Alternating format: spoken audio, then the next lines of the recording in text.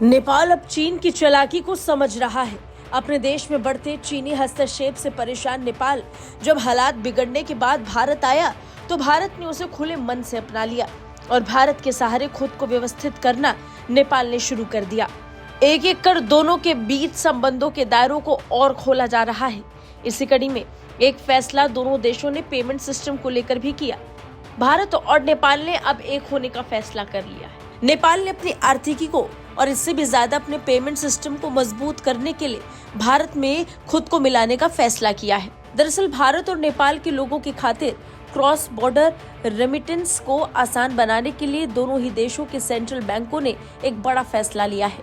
भारत के central bank भारतीय reserve bank और नेपाल के नेपाल राष्ट्र बैंक ने भारत के यूनिफाइड पेमेंट इंटरफेस यानी यूपीआई और नेपाल के नेशनल पेमेंट इंटरफेस यानी एनपीआई के इंटीग्रेशन के लिए समझौता कर लिया है। इंटीग्रेशन मतलब एकाकीकरण। दोनों एक साथ मिलकर पेमेंट सिस्टम को आसान बनाने के लिए काम करने वाले हैं। इसके जरिए दोनों ही देशों के नागरिक यूपीआई के जरिए क्रॉस बॉर्डर भुगतान कर सकेंगे। भारतीय रिजर्व बैंक ने प्रेस रिलीज जारी कर ये जानकारी दी।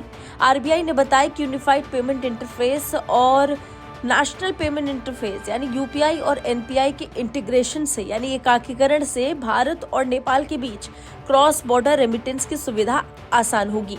साथ ही इस इंटीग्रेशन की वजह से दोनों ही देशों के नागरिक instant low cost fund transfer कर सकेंगे। आरबीआई ने इसे लेकर जानकारी साझा की और एक नोटिफिकेशन भी जारी की।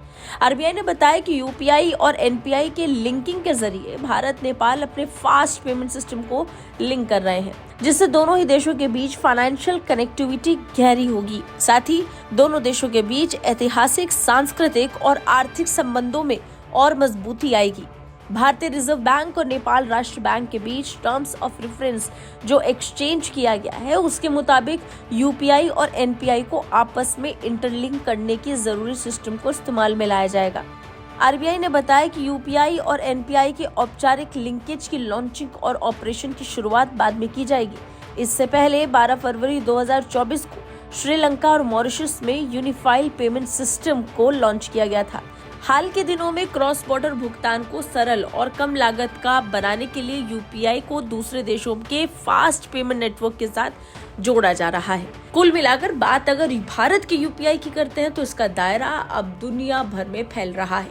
फ्रांस इसमें रुचि दिखा रहा है, सऊदी में इसे लेकर उत्साह है, यूएई ने इसे लेकर उम्मीद जताई। वहीं नेपाल, श्रीलंका, मॉरिशस तो अब यूपीआई को अपनाने के लिए आगे आ चुके हैं। ब्यूरो रिपोर्ट, भारत तक।